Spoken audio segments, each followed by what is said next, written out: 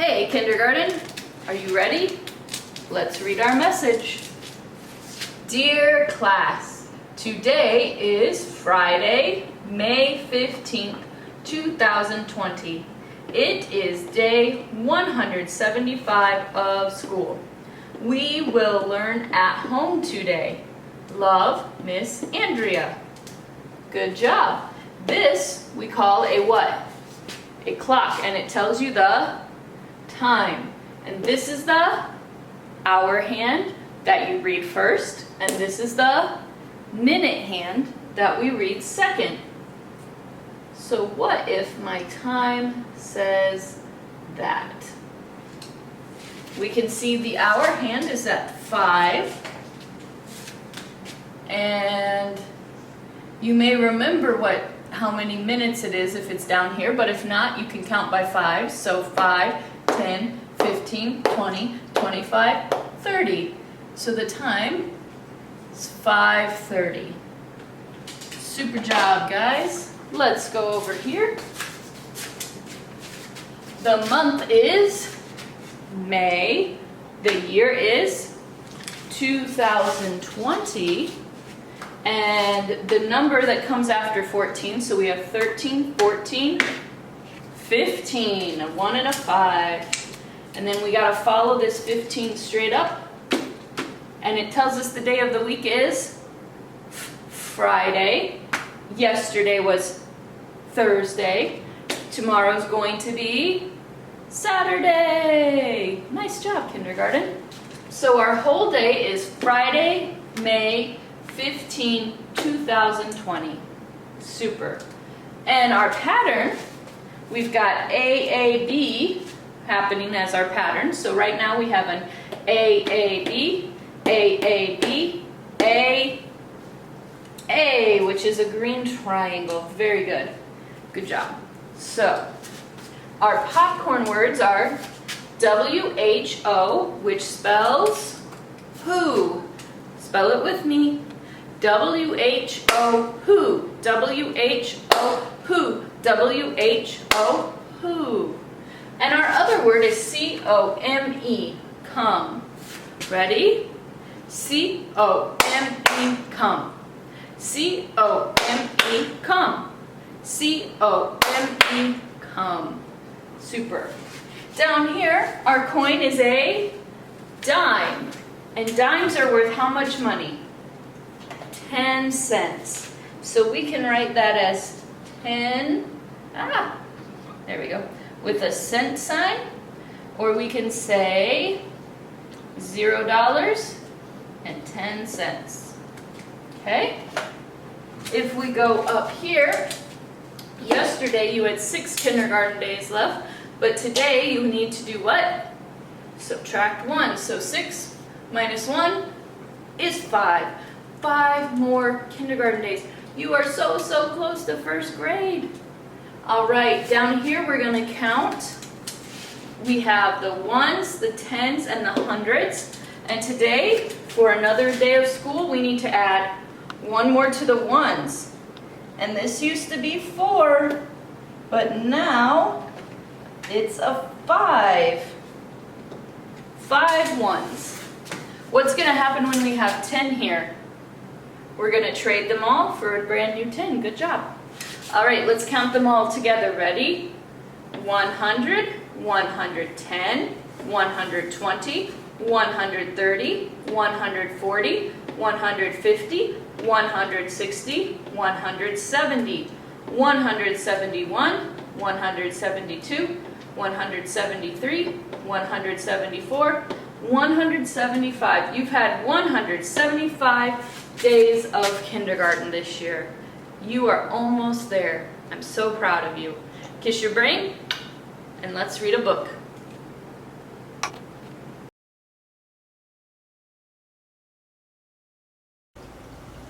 Hey, kindergarten. Our story today is called The Kite Festival.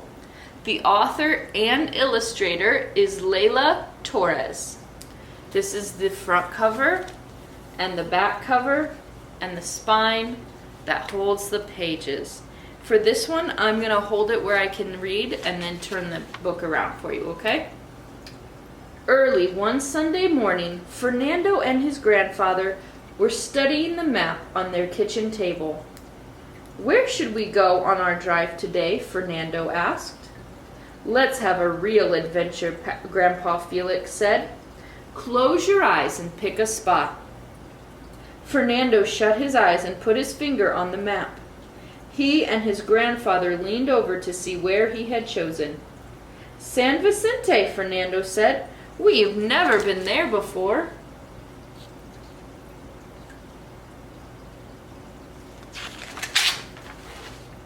Mama packed a picnic lunch with roast chicken, corn cakes, tangerines, and lemonade, together with plates, cups, and paper napkins. Grandma Felicia made her delicious salsa picante and placed it in the picnic basket. She also took her knitting project, a pair of gloves that were almost finished. Papa put the map in the car and checked to make sure there was enough gas. Fernando gathered up his paper and crayons so he could draw on the trip, and his younger sister Flora brought her pool toy bear.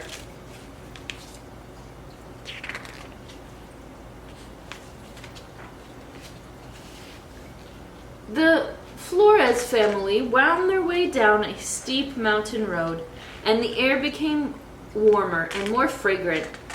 Instead of the eucalyptus and cypress trees of the higher regions, banana plants and guava and orange trees dotted the landscape. "There is San Vicente," announced Papa as he rounded a curve in the distance. Orange tile rooftops glistened in the morning sun. "Look, Grandpa, look at all those kites," Fernando cried.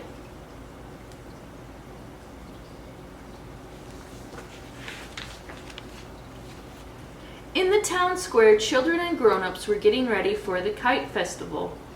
Fernando never imagined there could be so many different kinds of kites. "It's too bad we didn't bring a kite," said Fernando's mother. "I'll bet we can find one," Grandpa Felix replied with a mischievous smile. "Look, there's a stand on the other side of the plaza," said Fernando. Fernando and his grandfather walked over to the vendor. "Do you sell kites?" Grandpa Felix asked. "All I have is bamboo strips in case someone's kite frame breaks.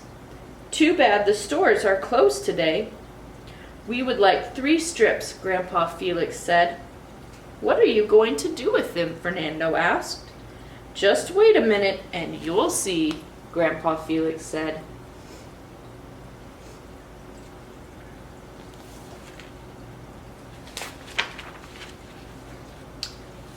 "Florencia, can we use that string attached to Flora's toy?" Grandpa Felix asked.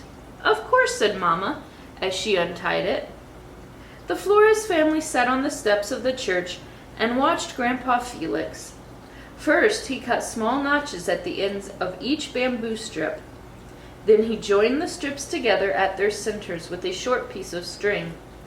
Another piece of string was tucked into the notches at the bamboo ends and pulled tight. Grandpa Felix scratched his head. "Here is the frame, but now we need to find a piece of paper big enough to make the sail." Mama rummaged around in her purse. "What if we unfold the map? Would that be big enough?" "Sure," Fernando shouted, "and we can decorate it with my crayons."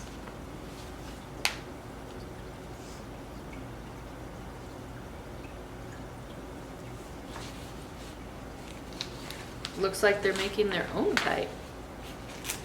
"We have to hurry, Grandpa," Fernando said as he helped his grandfather tape the sail in place. Next, Grandpa tied 2 pieces of string to the frame in order to make a bridle. No sooner had he finished tying the line to the bridle than a voice boomed through the loudspeaker.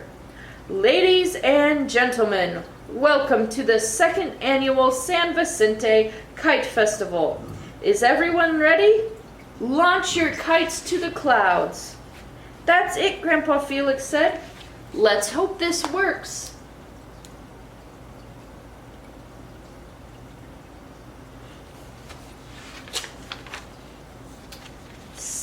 Standing close to his grandfather, Fernando gripped the line.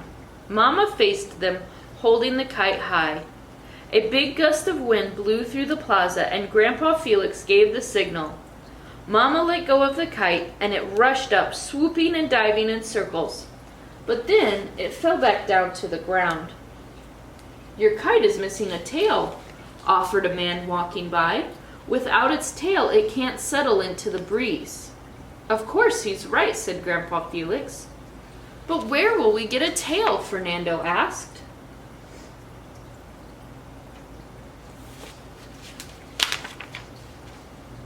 "Let's make a box tail with some of our paper napkins."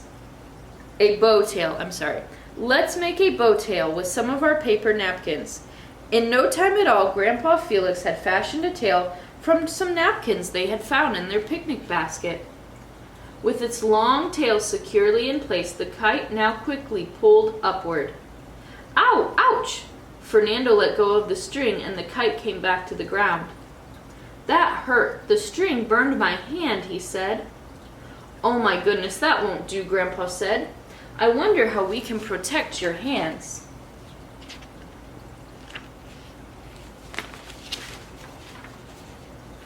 "Here, put these on," said Grandma Felicia, offering Fernando the gloves that she was knitting. "The left one is missing its little finger, but they are good enough to protect your hands." When the wind picked up, Mama released the kite again, and now it climbed steadily skyward. Abruptly, the wind changed directions, and the kite sailed toward a tall tree. Fernando and his grandfather pulled in the opposite direction, but they lost control, and the kite's tail was snagged by one of the high branches. Fernando stomped his foot in frustration. "Oh no, we've lost our kite!"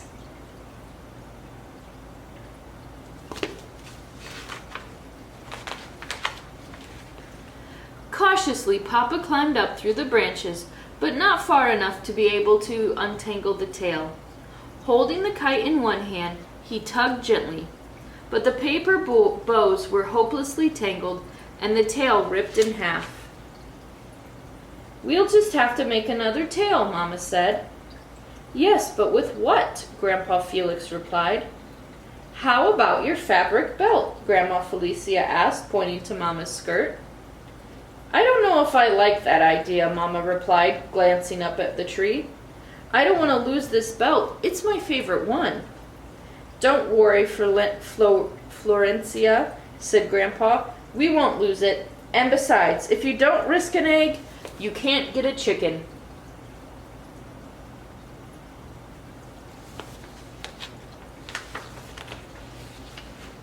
Fernando's kite gained altitude once again.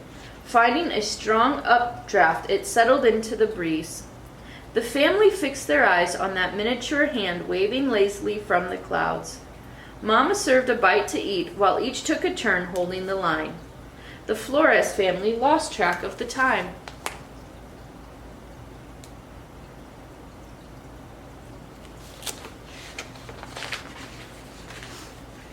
The sun sat low on the horizon when Fernando began to reel in his kite.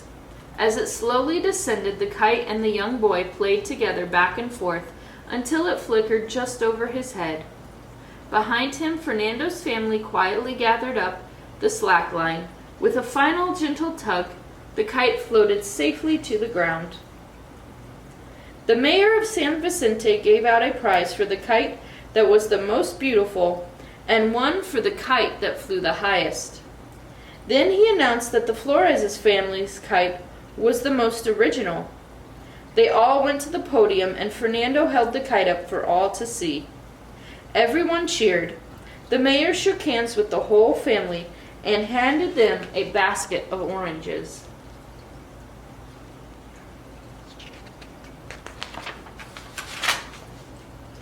On their return trip home, the Flores family traveled up the mountain in their station wagon. "Grandpa Felix, how did you learn so much about kites?" asked Fernando. "When I was young, I made a lot of kites. I made them with my father, and we sold them every Monday at the market. Can we come back to the kite festival next year?" Grandpa Felix smiled at his grandson. Of course, my boy. We can return every year.